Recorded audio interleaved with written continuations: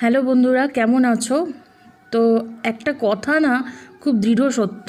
আমরা বাঙালিরা যতই ডায়েট করি, যতই এটা ওটা সেটা সবজি টবজি হ্যান ত্যান দিয়ে আমাদের সারাদিনটা কাটানোর চেষ্টা করি, কিন্তু ঘুরে ফিরে আলুতে আমাদের ফিরে আসতেই হয়। আলুটা না হলে না মানে আমাদের ঠিক মানে মনে হয় যেন কোনো কিছু কমপ্লিট হলো না। আর তার মধ্যে আলু চোখা, রাত্রেবেলা হলে ডিম আলু চোখা ভাত, সকালবেলায় আলু চোখা ডাল ভাত। তো আমি আজকে খুব স্পেশাল করে আলু চোখাটা মাখছি।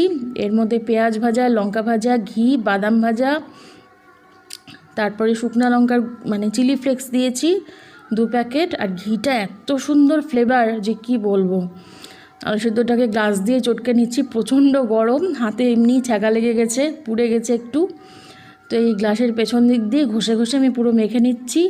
লবণ আমার স্বাদ মতন দিলাম, তোমরা তোমাদের মতন বুঝে দেবে। আলু সিদ্ধটা কেমন লাগলো অবশ্যই জানাবে। এই দেখো আমার আলু সিদ্ধ মাখা কমপ্লিট।